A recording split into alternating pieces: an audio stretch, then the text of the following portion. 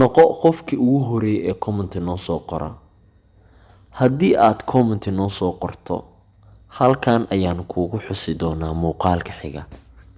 Fadlan ha ilaawin muuqaalkan in aad like saarto. Haddii aad tahay asxaabta cusub, nagu soo biir, subscribe saaro. Habeen walba sheeko cusub ayaan halkan soo dhigi doonaa. Ha ilaawin in aad like saarto muuqaalkan. Haddii aad like garayso muuqaalkan, dad badan ayuu gaari doonaa. Adigana waa ku mahadsan tahay.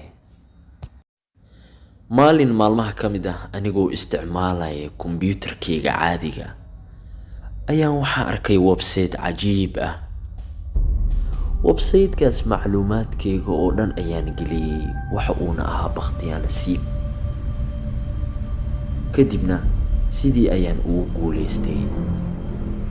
Waxaan degnaa waddanka Pakistan. Run ahaantii asxaabteedana waxay degnaayeen Cumaan. Halkaas ayaan ka wada sheekaysan jirnay. Aniga waxa ii jirnaa guri weyn oo qasri ah. Keligii ayaa ku noolaa. Wax asxaabteen ma aysan ila joogin. Maalinkii waxbarasho ayaan aadaa, habeenkiina waa soo hooydaa. Run ahaantii haweenada ka mid ah, anigoo daawanaya TV, ayaan waxaa la kulmay wax iska caadi ah. Run ahaantii markii hore waxaan u malaynayay in wax caadi ay yihiin, laakiin ma aysan ahayn. Habeenkaas wixii ka dambeeya, habeen walba waxaan soo kici jiray gurigayga oo dhammaan isku dhex yaacsan.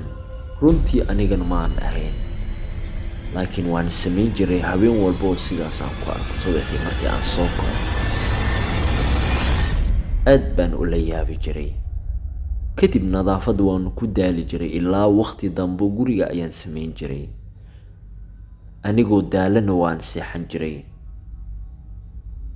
Runtii Ilaah waxaan ka baryay in aan sidaan ku nabad galo, laakiin suurtagal ma aysan ahayn. Habeenkii oo dhan waxaa igu soo kordhay walwal iyo cabsi fara badan. Mana huban waxaas waxay ahaayeen. Waxaan dareemayay in bakaylayaasha oo dhan ay iga socdaan oo guriga joogay.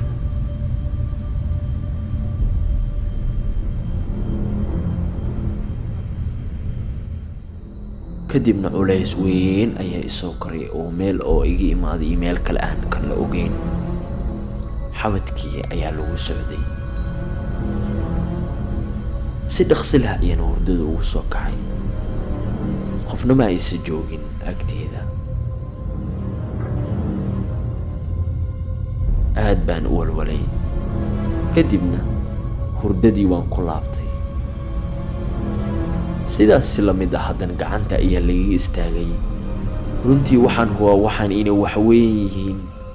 Waxaan ku qiyaasay in 50 kiilo camal ay ahaayeen. Qoorta ayaa laga qabtay. Kadibna waa la ceejiyay. Wax madow ayaan dareemayay in dusha iga saaran yihiin.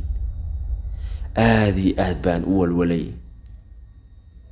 Waan iska oonayay, cabaarna waan qayliyay, laakiin waxba way suurtagal waayeen in culayska iga degaan.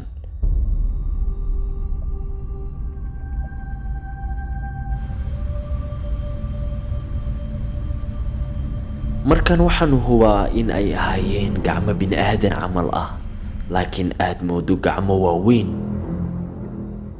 Qiyaastii waxaan ku qiyaasan ma garan karin.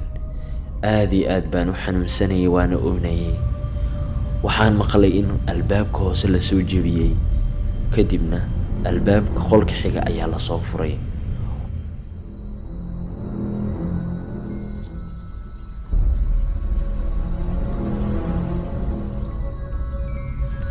Ma garan karin qofkaas. Aniga xanuun badan ayaan dareemayay. Runtii ninkii ayaa igu taagnaa.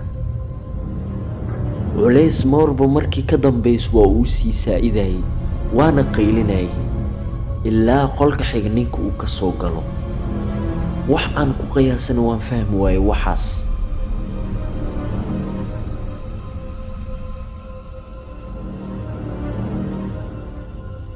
wax walba waxa uu sheegay odayga deriska ahaa. runtii waa uu aamini waayey markii aan u sheegay wax gurigii ka socda. maalin walba guriga markii aan sameeyo dad ayaa isku dardarayay. cidna ma aysa ila joogin sababtoo ah ma garan karin ciddii isku dardaraysa.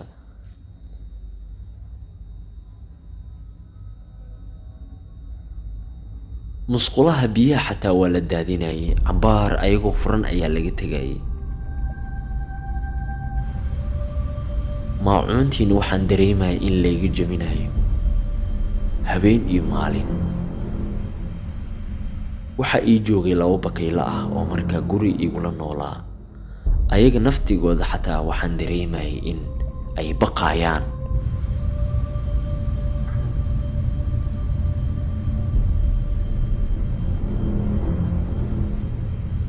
runtii maalinkaas ayaan iigu dambeysay in aan social media dambe aan isticmaalo. macluumaadkeena aan website dambe aan ku buuxbuuxinin. waxaan hubaa in meeshaas laga soo raacay online-ka. sidii ayaan gurigii u guuray.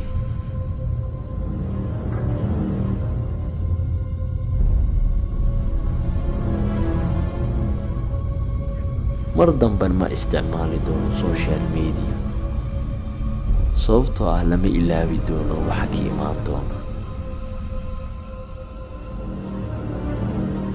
habeen walbana waan ka cabsan jiray sheekadaas markii aan soo xasuusto.